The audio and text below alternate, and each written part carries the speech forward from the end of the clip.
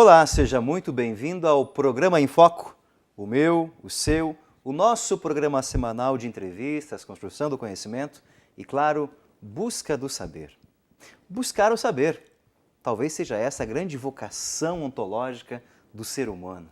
Somos chamados a buscar sempre a sabedoria.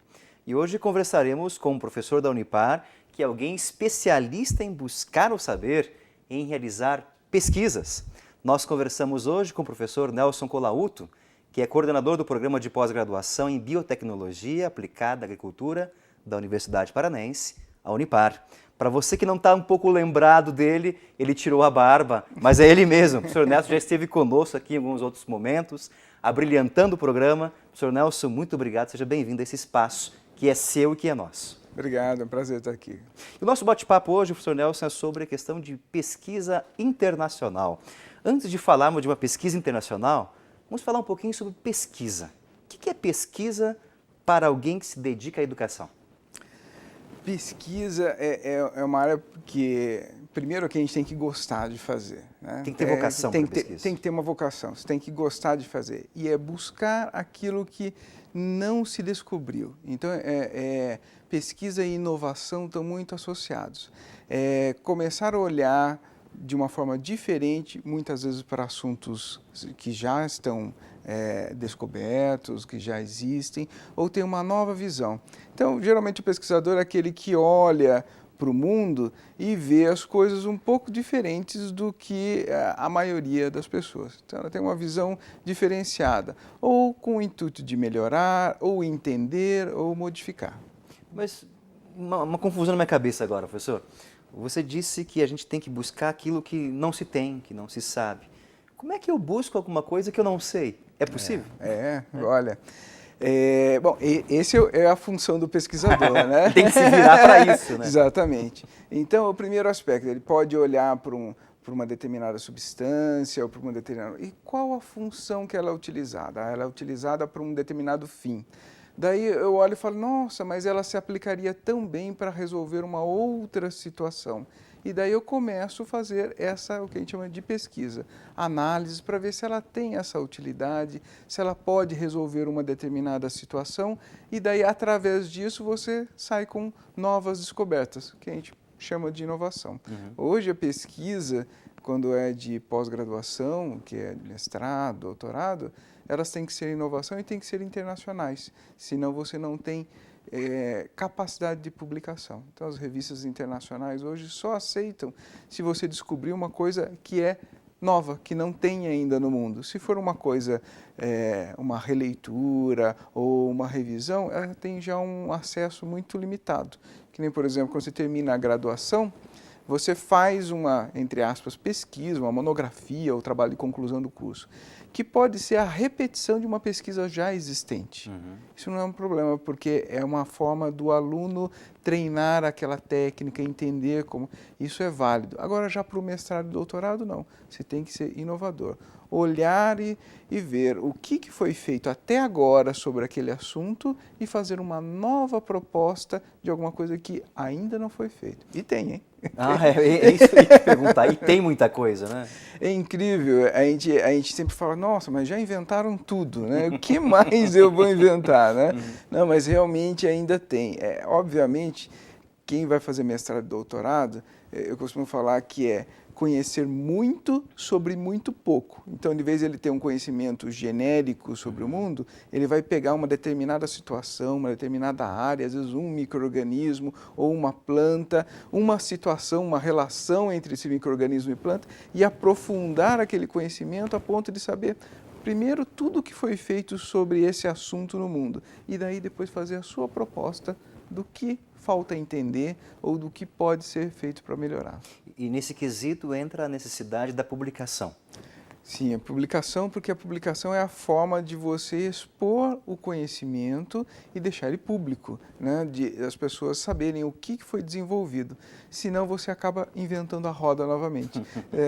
Se não sabe que o pesquisador A já fez isso, o pesquisador B já fez isso, daí você tem uma ideia, e é incrível, você tem uma ideia às vezes ótima, e fala, olha, eu acho que eu nunca vi ninguém fazer isso. Daí você vai pesquisar na literatura e olha lá em 1950, já fizeram isso. Eu falei, nossa, a minha ideia foi tão boa. Tão original, tão né? original e tal. Mas alguém pensou. Então é incrível como as pessoas acabam, quando estão nesse processo de tentar pensar, descobrir algo novo, acabam em uma vala, às vezes, muitas vezes comum, e com o mesmo, e chegam muitas vezes ao mesmo resultado. Acontece se você não tem acesso àquela publicação, daí se faz, tem o resultado, e quando você vê, descobri uma publicação parecida, quando você olha e fala, olha, alguém em 1950, 60 achou os mesmos resultados que eu. Como eu não sabia antes, então para mim foi inédito, mas bateu, foi igual. Então é incrível esse aspecto de você fazer uma pesquisa e o outro já ter pensado nisso e ter chegado nesse ponto. Para evitar isso, se publica, deixa o conhecimento mais disponível possível para você ir para o próximo passo, né? E não ficar repetindo passos anteriores. Que daí Nessa disponibilidade do conhecimento em termos globais que nós vivemos hoje, a gente tem que falar muito de publicações internacionais. Hoje, praticamente, são internacionais. Quando você, por exemplo, a China está abrindo todas as publicações dela, junto com uma organização inglesa, para fazer a tradução dos artigos deles. Porque como eles têm uma língua muito distinta do restante do mundo, muito peculiar, são muito poucos que conseguem ler. Então, existe muito conhecimento disposto lá que não tem acesso internacional, tem acesso só para os chineses, os japoneses, né? Então, essa instituto inglês resolveu fazer essa interface e está traduzindo diversos artigos deles e disponibilizando em inglês, uma língua mais internacional. Com isso, agora, a gente consegue ter acesso do que eles pesquisaram em outras épocas e poder iniciar o conhecimento a partir dali, né? Como diz o Isaac Newton, né? Nós só pude enxergar mais longe porque subi nos ombros de gigantes, né? Então, as publicações são os ombros... Gostei da expressão. Onde a gente pode poder enxergar mais longe, né? Então, eu falo, nossa, você conseguiu fazer uma pesquisa e fez... Só foi possível porque antes alguém fez um trabalho ao qual eu pude me basear para, então, enxergar mais longe. Quem publica um trabalho, professor, de certa maneira, contribui enormemente para a comunidade científica. Essa é a tese principal. Contribui para o conhecimento global, geral da humanidade. Nós vamos para o nosso intervalo, professor, e voltamos depois comentando um pouquinho a quantas anda a publicação na Unipar, nos programas de pós-graduação e as suas publicações também internacionais. Professor Nelson, no bloco anterior falamos um pouquinho dessa questão da pesquisa, que é uma vocação e, ao mesmo tempo, um serviço que o professor, educador, pesquisador oferece à comunidade científica. Só tem um caminho para disseminar esse conhecimento, que seria a pesquisa publicada, ou existem outras maneiras também de disseminar o fruto da pesquisa? São várias formas que nós usamos para disseminar o conhecimento. E elas têm como não é bem um tempo de validade, mas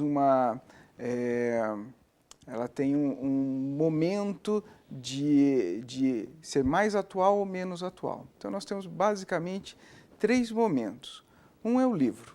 O livro, ele faz um compêndio geral, mas ele é uma forma de disseminação que reúne o estado da arte de vários artigos científicos e informações, mas ela sempre defasada há pelo menos uns 5 anos. Quando ele termina esse livro, é uma informação já antiga, apesar de a gente tomar isso como base. Mas é importantíssimo porque ela faz uma reunião de muitos dados. O artigo científico é uma informação já mais recente, tem 1 ano, 2 anos que ela foi feita. Tem que lembrar que ela vai para o laboratório, execução, levam 2, 3, 4 anos escrita do artigo até ele ser publicado. Então, quando ele foi publicado, tem no mínimo 2 anos já que essa informação foi descoberta, tá?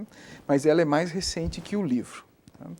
Então, o livro é um compêndio de artigos científicos que eles conseguiram fazer na época. E a forma mais rápida de informação são eventos científicos.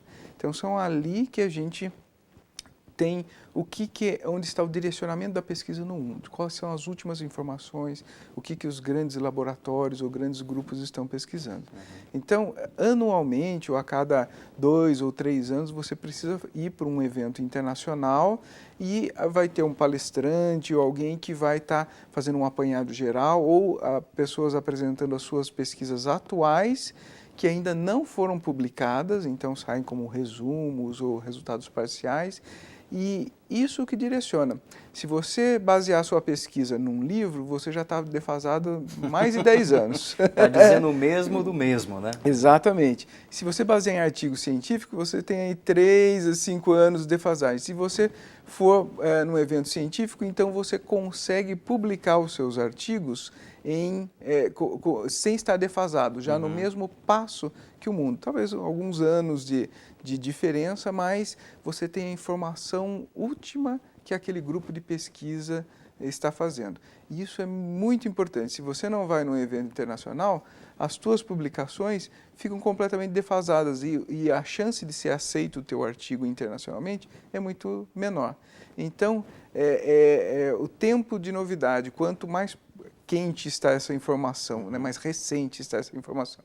Então, a disseminação em eventos científicos, artigos e, por último, o livro que faz a função de juntar um apanhado do que ocorreu nos últimos anos, fazer uma análise crítica sobre isso e dispor como fonte base de consulta, que é importantíssimo também. Só que ele é menos recente do que artigos e eventos internacionais. E a quantas anda a publicação internacional da Unipar, na Cidade Paranaense? Nós estamos muito felizes com as publicações. Atualmente nós fomos para o nível 4, né, numa avaliação em mestrados, que vai de 0 a 5, nós estamos no nível 4 agora. Então nós estamos próximo do que seria o máximo para o mestrado. E no doutorado tem uma avaliação de 0 a 7, então nós devemos iniciar também com o nível 4. E nesse nível já demonstra uma maturidade e consolidação do grupo grande. E nós fizemos até um mural próximo do Laboratório de Biologia Molecular, onde a gente fixou várias das publicações. Então nós temos tido a grata surpresa que mais de 80% das publicações do mestrado em biotecnologia aplicada à agricultura são internacionais. 80%? 80%, com alto fator de impacto. Há uma ideia de alguns grupos mais nacionalistas de que a informação brasileira deve ficar no país, em português, né? Tem isso? Tem isso. Fala assim, não devemos mostrar para os outros o que nós fazemos. Mas é muito bairrismo isso? Não? Pois é, hoje as coisas estão muito globalizadas. Você não só dissemina o que você está fazendo, que é importante para mostrar o nível de qualidade que detém, como também você usa dessa mesma fonte como informação para adquirir o seu conhecimento. Então é uma troca que parece justa. E se você simplesmente voltar essa informação só para um determinado grupo, você perde também de ganhar a informação dos outros. Não me parece correto. Eu acho que parece mais sensato ter uma disseminação. Conhecimento deve ser uma coisa aberta o máximo possível, ao maior número de pessoas, porque quem ganha com isso é a humanidade toda. É uma troca justa, realmente. Uma troca justa. O senhor trouxe também algumas publicações que foram realizadas pela Unipar. Pode falar um pouquinho para a gente delas? Claro, claro. Então, nós podemos começar por esse livro aqui. Essa é a menor publicação, né? Tem um tijolão ali que a gente vai falar um pouquinho muito dele. maior. Essa daqui é um livro que foi feito num evento científico no México, né? Foi um evento internacional que reuniu vários pesquisadores ibero-americanos, portugueses, espanhóis e toda a América, Norte, Central e Sul. E eles trabalharam sobre a parte de fungos macromicetos, são os mais conhecidos como cogumelos, né? A gente conhece mais na pizza, mas existe uma... Na pizza, gostei. Traduziu para mim agora, na pizza. Na pizza é onde a gente encontra com maior facilidade, mas a gente conhece só um, e é o menos saboroso.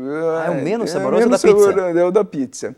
Ele está num estágio ainda não tão maduro, ele pode crescer mais e o sabor dele é muito melhor. Só que ainda no Brasil ainda não descobriram esse... Eu não entendo nada dessa ciência, mas já me agradou. Já não, mas é excelente. Teve uma época na novela que saiu o shiitake, que é um outro cogumelo, falaram que era afrodisíaco. E lá na universidade, então, os ramais ficaram todos ocupados o dia todo de pessoas ligando para comprar, porque eles vendiam cogumelo. Boa.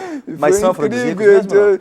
Olha, não necessariamente. Não necessariamente. Eles fazem um benefício à saúde. Então, Perfeito, por exemplo, o que se chamava afrodisíaco no passado, por exemplo, na época milenar da China, eram alimentos que tinham maior quantidade de zinco, como ostras, por exemplo, cogumelos. Então, eles tinham microelementos que não faziam parte da comida, e por não fazer parte da comida, as pessoas tinham deficiência desses alimentos. Então, o uso desses alimentos fazia com que eles tivessem maior disposição. E hoje, se você está cansado, receitam muitas vezes tabletes com zinco para aumentar a sua energia e tal. Então, é uma forma. E esses fungos, eles acumulam muito desses metais, né, ou minerais. Né? Quem participou? Aqui foi um capítulo de um livro.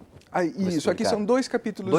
Dois capítulos de livros. Aqui participaram eu e a professora Giane Linde, como autores.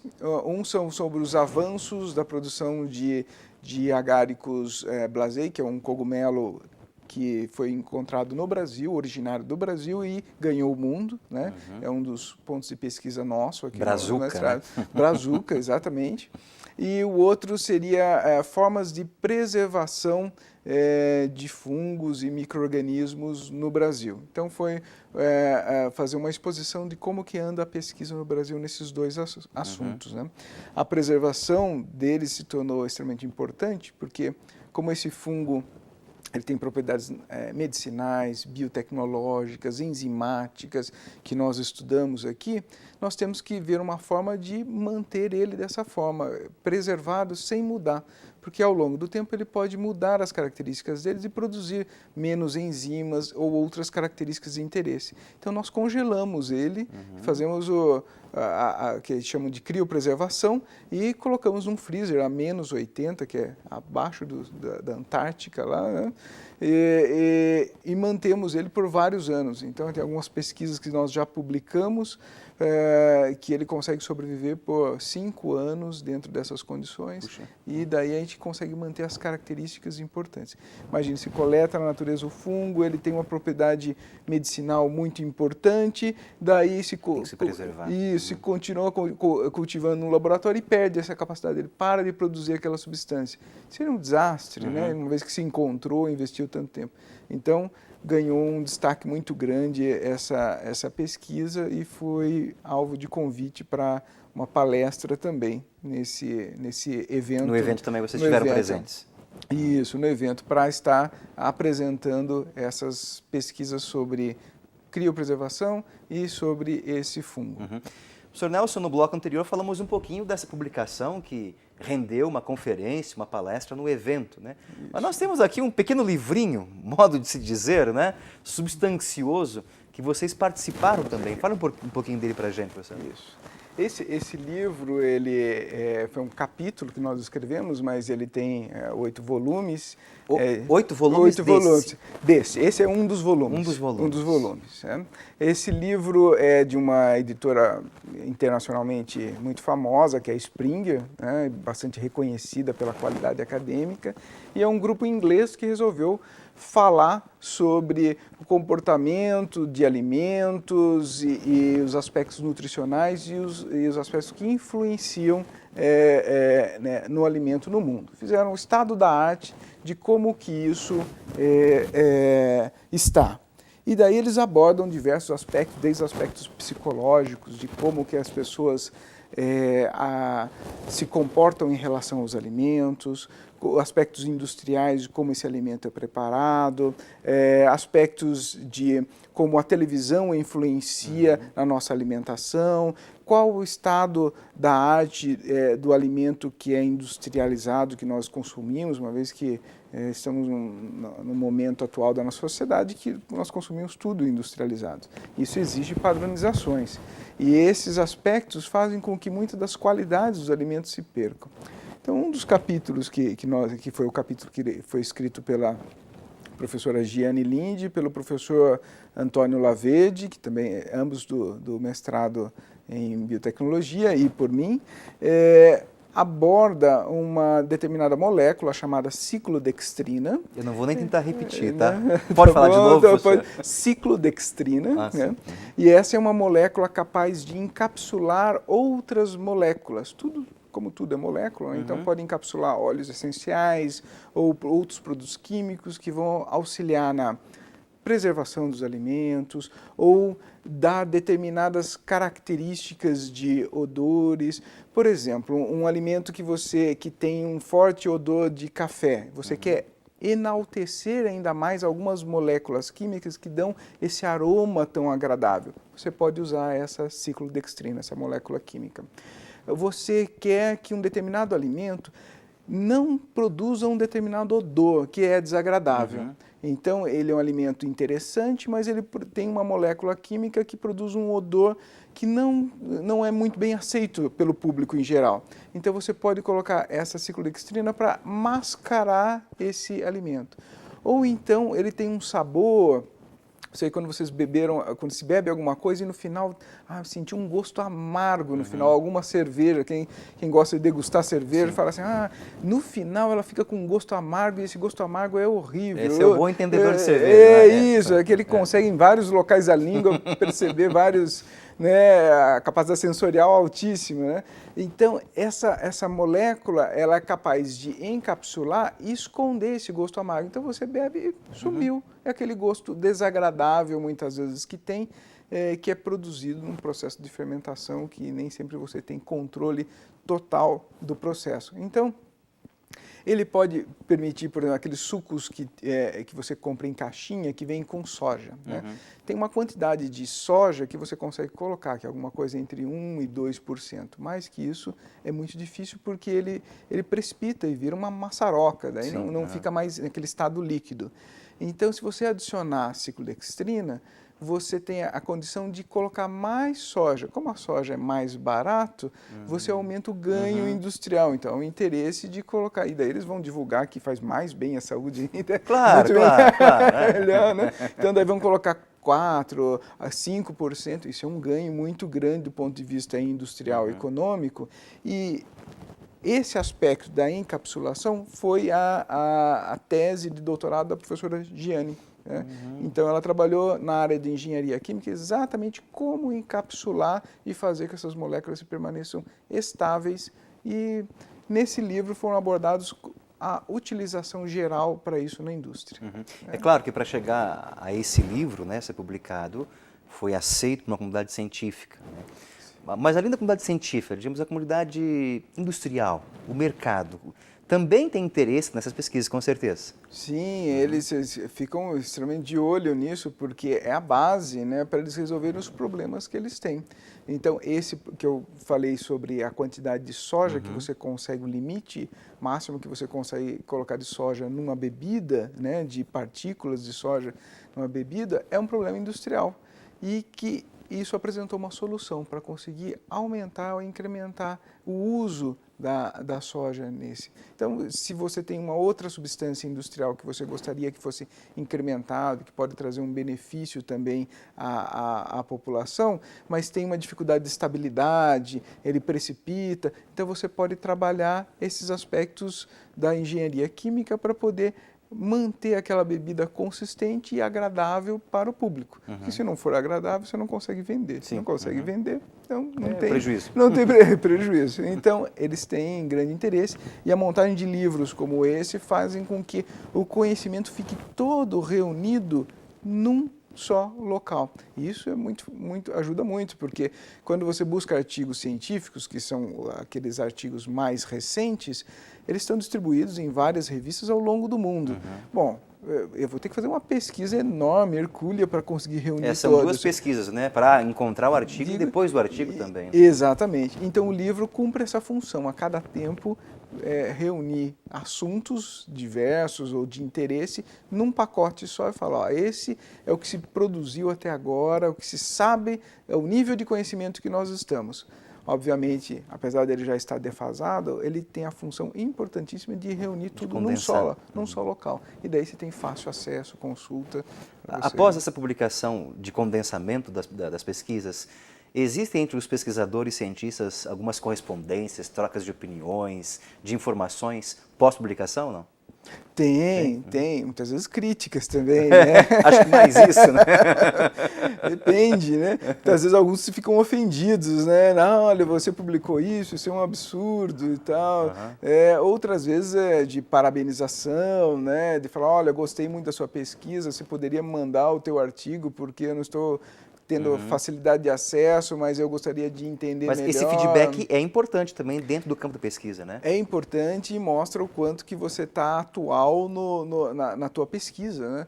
Porque se ninguém te consulta, quer dizer que talvez o que você pesquisa não seja tão interessante. Sem relevância, né? Ou tem uma menor relevância ou não está no ponto atual de maior interesse, né? Naquele momento, né? Então, existe sim. E com o e-mail ficou muito mais fácil, né? Hoje. Né? Imediato, né? Digamos assim, vocês publicaram essas belíssimas obras que evidenciam todo o esforço de vocês, o comprometimento da Unipar também. Perspectivas de futuro, vocês estão em vista de outras publicações também? Sim, isso não para. Não para. Isso não para não, porque esse é um processo que a gente entra nessa rodovia e não desliga mais o motor, segue completamente inteirado nisso. Existem, essa aqui são exemplos de duas publicações que eu trouxe, mas dentro do corpo docente do mestrado em biotecnologia, do programa agora de pós-graduação em biotecnologia aplicada à agricultura, existem outros livros de outras áreas com o mesmo objetivo, né, de disseminação, ou de juntar informação, ou de participar de um grupo internacional ou nacional sobre isso. E o nosso principal carro-chefe é as publicações científicas com fator de impacto, que são as publicações mais recentes do status da pesquisa no mundo. E para isso a gente se mantém atualizado, indo onde existem eventos internacionais, nós fazemos questão de participar, né, de estar presente, porque é ali que a gente consegue entender para onde está o rumo da pesquisa no mundo. E daí a gente consegue acompanhar isso, ou até muitas vezes liderar. Quando isso ocorre, a gente fica muito contente de saber que nós estamos na ponta de uma pesquisa, né? Ou então quando a gente apresenta e vê que tem uma repercussão muito grande, fala, nossa, eu não sabia que o que eu estava fazendo tinha um impacto tão grande assim na comunidade científica, né? Como, por exemplo, esses aspectos da criopreservação, são assuntos já antigos, mas para esse fungo, como não havia nada no mundo, então foi a primeira publicação que foi feita, foi aqui, saiu daqui. Abriu portas, né? Exatamente. Então, por ser a primeira publicação aqui do laboratório, aqui da Unipar, né, de um professor da Unipar, fez com que os pesquisadores tivessem grande interesse. Então, teve uma repercussão muito grande, uma procura muito grande por esse tipo de informação. Um pedido e uma sugestão de pesquisa, professor. Crie um objeto para congelar o tempo, porque o nosso tempo já foi, infelizmente. Se é possível isso, né? Não temos jeito. Esse vai ser um eterno buscar. Eterno buscar. Nós agradecemos profundamente a tua presença aqui, a tua aula, a tua companhia, sempre agradável, sempre instrutora e sempre brilhante. Obrigado pela presença, professor. Ok, um prazer. Obrigado a você pela audiência. Até o próximo programa. Um forte abraço. Tchau, tchau.